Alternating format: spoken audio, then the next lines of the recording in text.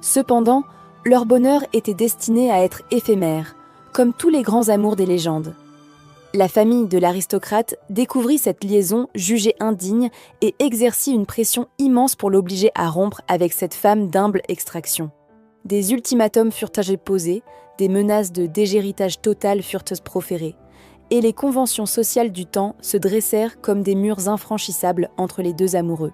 La mère de l'aristocrate, une duchesse influente aux principes rigides, menaça d'utiliser toute sa puissance pour ruiner la carrière artistique de la jeune femme si elle ne disparaissait pas de la vie de son fils. Après une dernière nuit ensemble, lors d'une tempête de neige apocalyptique, ils furent forcés de se séparer, chacun emportant dans son cœur la douleur de l'amour perdu.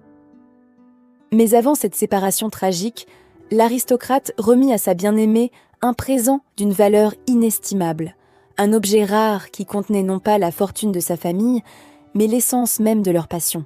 Il s'agissait d'une miniature en or et diamants, finement travaillée par les meilleurs artisans d'Europe, représentant deux silhouettes enlacées sous les flocons de neige éternels, exactement comme dans cette première peinture qui les avait réunis.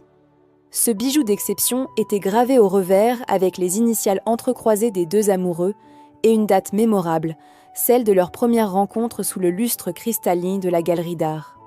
L'or utilisé provenait des mines les plus prestigieuses, et les diamants avaient été sélectionnés parmi les plus beaux spécimens du monde.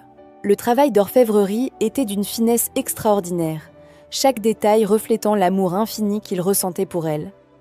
Pendant presque 100 années, cette création précieuse disparut des archives, perdue dans les méandres de l'histoire, comme tant d'autres trésors oubliés qui gardent les secrets des cœurs brisés.